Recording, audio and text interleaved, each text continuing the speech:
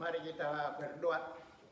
Bapa dalam sorga, kembali kami bersyukur dan berterima kasih Tuhan atas segala kebaikan kemurahan Tuhan yang memelihara hidup kami setiap hari. Bapa dalam sorga, kami ingin mendengar firman-Mu, berfirmanlah Engkau. Kami telah siap mendengar. Dalam nama Tuhan Yesus kami telah berdoa dan mengucap syukur. Amin. Saudara yang dikasihi Tuhan Yesus, nats firman Tuhan diambil dari Keluaran 33 ayat yang ke-15 sampai dengan 23. Demikian firman Tuhan. Berkatalah Musa kepadanya, jika engkau sendiri tidak membimbing kami, janganlah suruh kami berangkat dari sini.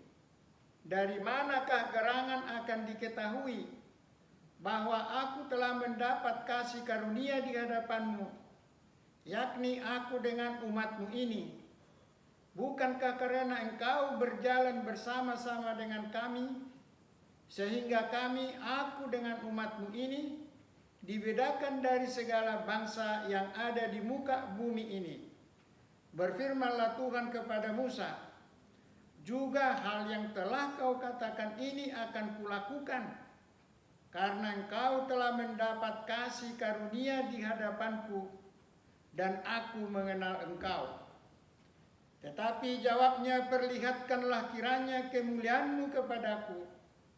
Tetapi firman-Nya, aku akan melewatkan segenap kegemilanganku dari depanmu dan menyerukan nama Tuhan di depanmu.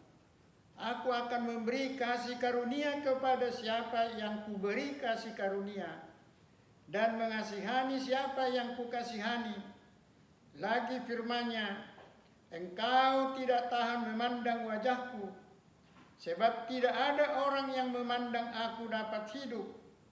Berfirmanlah Tuhan, ada suatu tempat dekatku, di mana engkau dapat berdiri di atas gunung batu. Apabila kemuliaanku lewat, maka aku akan menempatkan engkau dalam lekuk gunung itu, dan aku akan menudungi engkau dengan tanganku sampai aku berjalan lewat. Kemudian aku akan menarik tanganku, dan engkau akan melihat belakangku, tetapi wajahku tidak akan kelihatan. Demikian firman Tuhan. Saudara yang dikasihi Tuhan Yesus, tema renungan kehidupan bersama Tuhan lebih berharga dari kehidupan bergelimang harta. Saudara yang dikasihi Tuhan, firman Tuhan yang baru saja kita dengar dilatar belakangi oleh kemurtatan orang Israel yang membuat sembahan anak lembu domba tuangan dari emas. Orang Israel sujud menyembahnya. Orang Israel mempersembahkan korban bakaran dengan mengatakan, hai Israel, inilah Allahmu yang telah membawa engkau keluar dari tanah Mesir. Hal inilah yang memicu murka Tuhan bangkit untuk membinasakan orang Israel, bangsa yang tegar tengkuk. Keluaran 32 ayat 9-10. Saudara yang dikasihi Tuhan Yesus, Musa mendengar murka Tuhan untuk membinasakan orang Israel. Maka sebagai pemimpin yang bertanggung jawab, maka tergeraklah hati Musa untuk berdoa syafaat bagi orang Israel dengan mengatakan dalam doanya, bangsa ini telah berbuat dosa besar dengan membuat Allah dari anak lembu tuangan dari emas untuk sembahan mereka. Tetapi sekarang Tuhan, kiranya engkau mengampuni dosa mereka itu.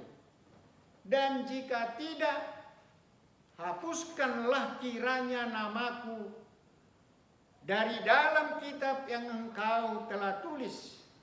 Keluaran 32 ayat 31-32.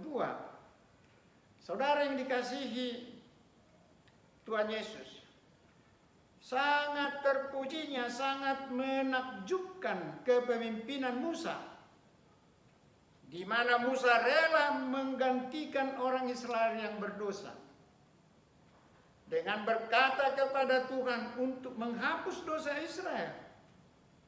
Jika Tuhan tidak mau, biarlah namaku terhapuskan dari dalam kitab yang telah ditulis oleh Tuhan.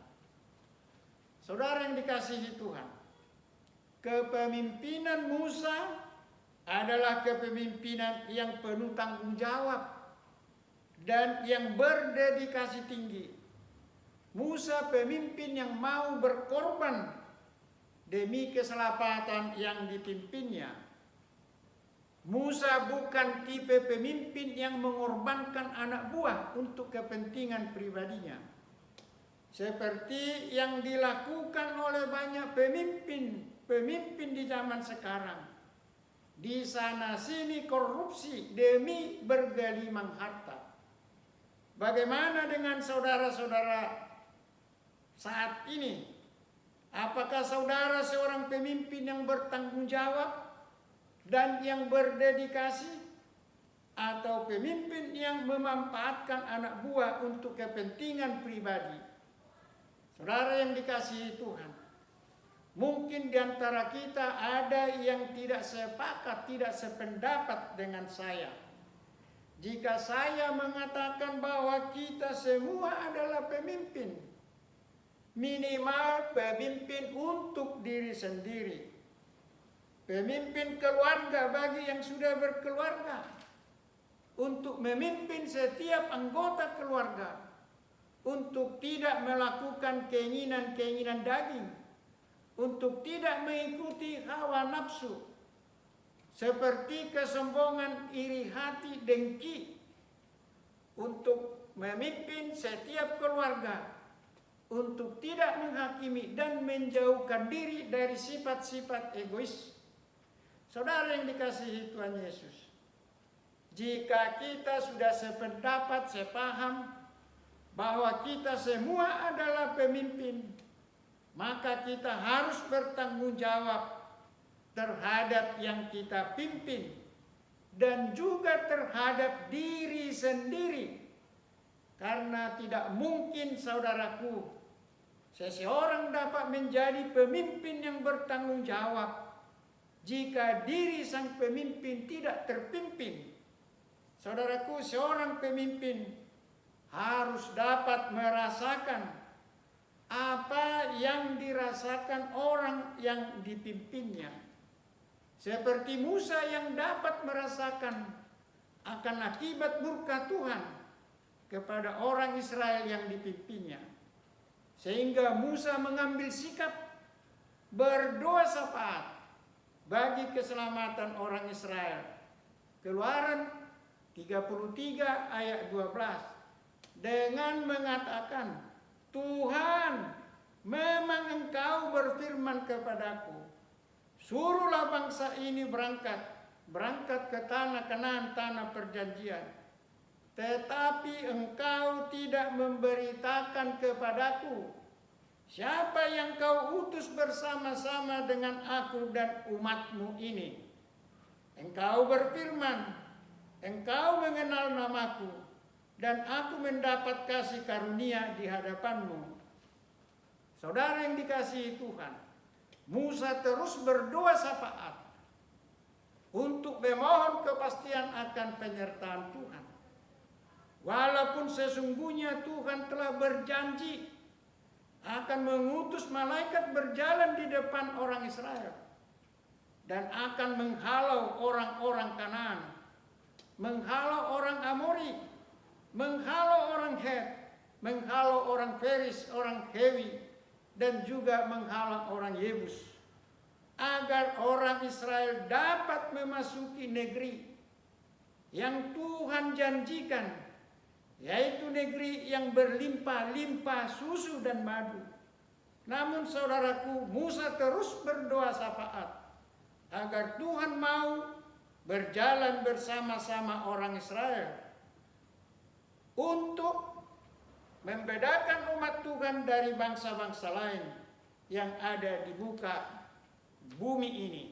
Saudara yang dikasihi Tuhan, Tuhan berfirman kepada Musa untuk menyuruh bangsa Israel untuk berangkat ke tanah Kanaan, negeri yang berlimpah susu dan madu.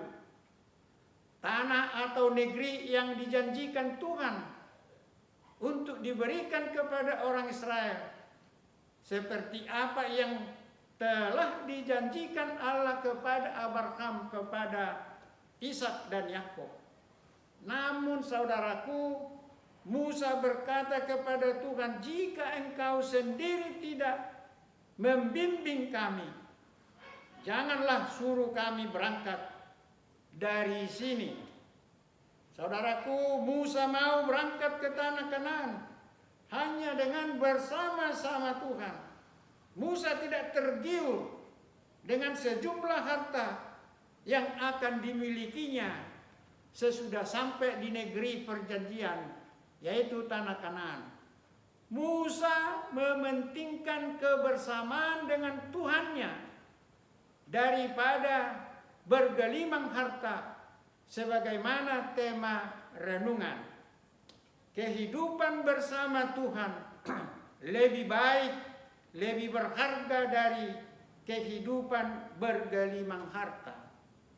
Saudara yang dikasihi Tuhan, mari kita camkan firman Tuhan Matius 6 ayat 33 yang mengatakan, tetapi carilah dahulu kerajaan Allah dan kebenarannya, maka semuanya itu akan ditambahkan kepadamu.